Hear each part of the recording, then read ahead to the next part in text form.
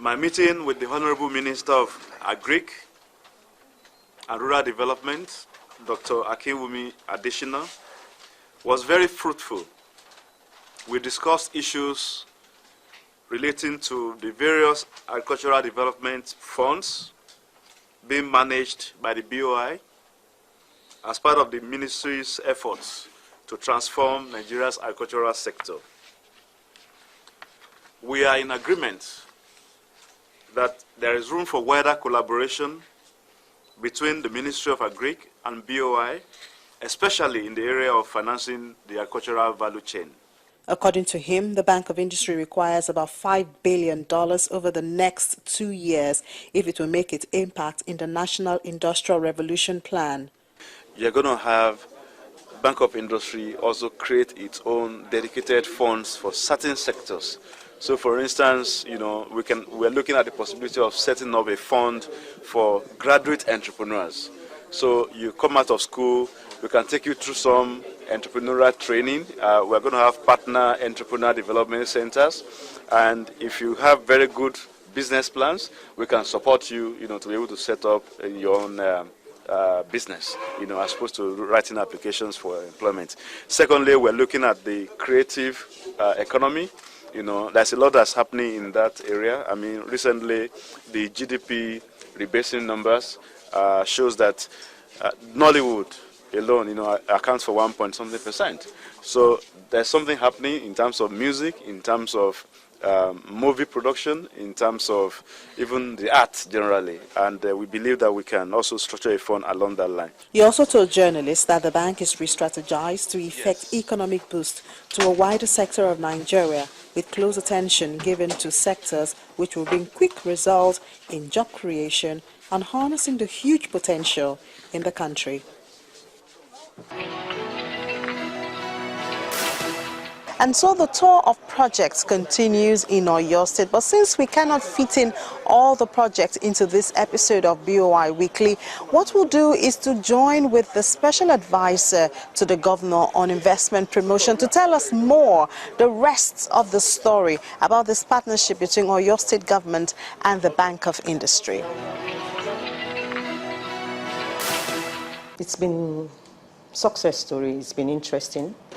At the inception of this administration, under the leadership of Senator Abiola Ajimobi, he made promise to the people that one of the key cardinal points of his administration is to transform the state of things in the state. And in doing this, he decided that it's better to partner with institutions that are structured and can assist us where we don't have the technical expertise. And Bank of Industry came on, and so we signed a memorandum of understanding with Bank of Industry to have a 1 billion naira revolving facility for people in the state, for SME. Basically, it's targeted at SME, small, medium, and then medium enterprise, as well as focus on people that normally they won't have access to funding at all for their businesses. They've been in existence, but the business seems to be at the at the low level. Nothing much is happening. They're just like, let's just do this business to survive. Now, how do you select these people to ensure that it's really the people who need the fund that get the fund, and that there's no, there's no influence, something that is not objective that is influencing the beneficiaries of this fund? The first thing I said was that we decided that looking at the structure of the government, we might not have what it takes to do this and do it properly. And that was why we decided to work with Bank of Industry. And so it's quite more like we are using the platform of the banking system, which has a formal or structured way of going through the process of obtaining loans. It's just that now it's focused on the people of the state. It was thrown open. There were jingles. Anybody, as long as you live in the state, you can come in, obtain the form. And with each form, you have all the conditions. So it's like an open thing. It's very transparent. It's not like, oh, once you fit into the conditionalities that has been agreed by the bank, it's fine. It's fine. So it's not like maybe there is an undercover or anything. It's open. Everything is on the form. So it's quite transparent. Now, it's 500 million from the Bank of Industry and 500 million from your state government. So obviously, the state government has a stake. Now, when you mention money and the state government, the people believe there will be an influence, the N factor from the state government. How are you? I mean, it's kind of easy for you, from your perspective, to say we are doing things the way they ought to be and we are being objective about choosing the beneficiaries. But for the people who are listening to you now, how do you convince them that, yes, even though the money is there from the state government, the influence is not there? I would want to look at it like this. Government is meant for the people. And thus, government's money is not government's money, it's the people's money. So definitely, it's people's money. There's no point in government saying that there's a program going on, that we want people to come in and partake, and at the end of the day, people can't have access to it. Then what's the essence of being in government? Because the key focal points of the excellency is to touch the lives of as many people as possible. And that's why he actually initiated this whole process. So it's not about it's government money, but these people won't have access to it. And that's why a committee was set up.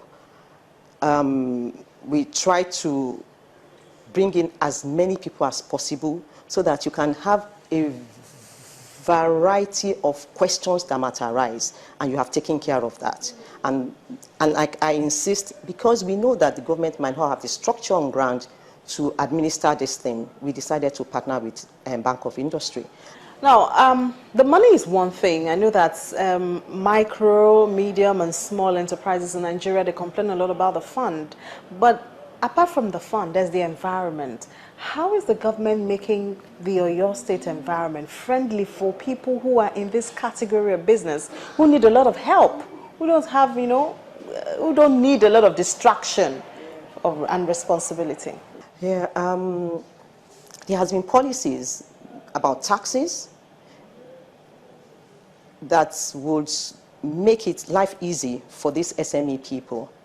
So you have tax relief.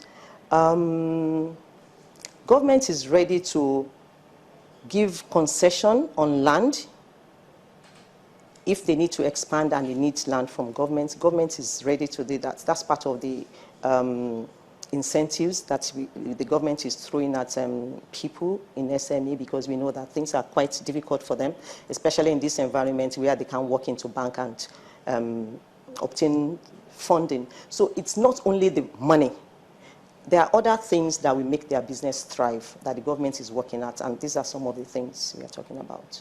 Now, what's the process? What's the lineup as an individual? What do I need to have? What do I need to know if I want to access? Because you've only given a part of the money out, you still have some left. So obviously you need more people. So as an individual, what do I need to have? What do I need to know, or who do I need to know? There is a committee, or not a committee, I won't say a committee. There is a desk in our Ministry of Trade that actually is dedicated to this project. So all you need to do is to walk in there, obtain the form, and then you start the process. What do I need to have? What are the requirements? Basically, you must ensure that your raw materials are locally sourced, because it's key for you to be able to ensure continuity in your production process. So local raw materials is key to this.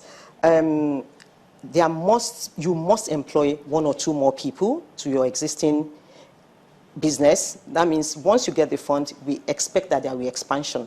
So that will be part of your business plan. We need your business plan that will show all these things. Your business plan must show us that you will employ local technology. So maybe you might need to fabricate some of your machines locally, And then we tend to be a bit of gender friendly, if I might say that. Okay, now what about the people at the grassroots? Those who, I mean, this form you're talking about, they can't even read it, not to mention filling it. How do you help these people? You take the government to them. And what we've decided to do, there's another project which is with BOI, it's called One Product per Local Government. So it's even more of the people now telling us what they want. It's not the government telling them what they want. If the community decides that our key area of competence is in cassava or in shea nuts, and we really want to take it to the next level, we ask them, what do you need? What do you want? And we try to encourage them to form cooperatives, and then they can access the funding as well. So it's now government going to the people at where they are and asking them what you want, what you need, and then we will say, okay, this is how we are going to help you, and we form a partnership.